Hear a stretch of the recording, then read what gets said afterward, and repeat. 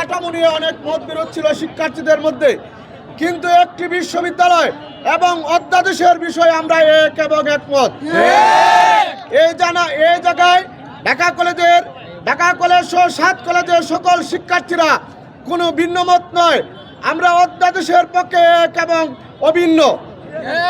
সুতরাং আজকের এই জায়গা থেকে সরকারকে বলতে চাই, আপনারা আমাদেরকে এই সময় ক্ষেপণ করে অধ্যাদেশ নিয়ে বারবার যে আপনারা সময় ক্ষেপণ করছেন, আমরা মনে করি আমাদের সাথে আপনারা প্রতারণা করছেন।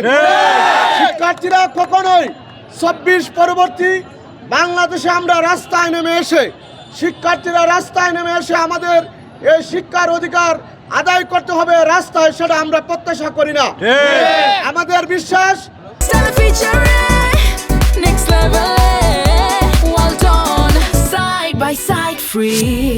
সরকার খুব শীঘ্রই ঢাকা কলেজ ও 7 কলেজকে যে প্রতিশ্রুতি, যে অঙ্গীকার দিয়েছে যে সেন্ট্রাল বিশ্ববিদ্যালয় গঠন করবে, আজকালের মধ্যেই সেই অধ্যাদেশ জারি করে সেই প্রতিশ্রুতি তারা রক্ষা করবে এবং আমরা রাস্তায় থেকে ক্লাসে ফিরে যেতে চাই।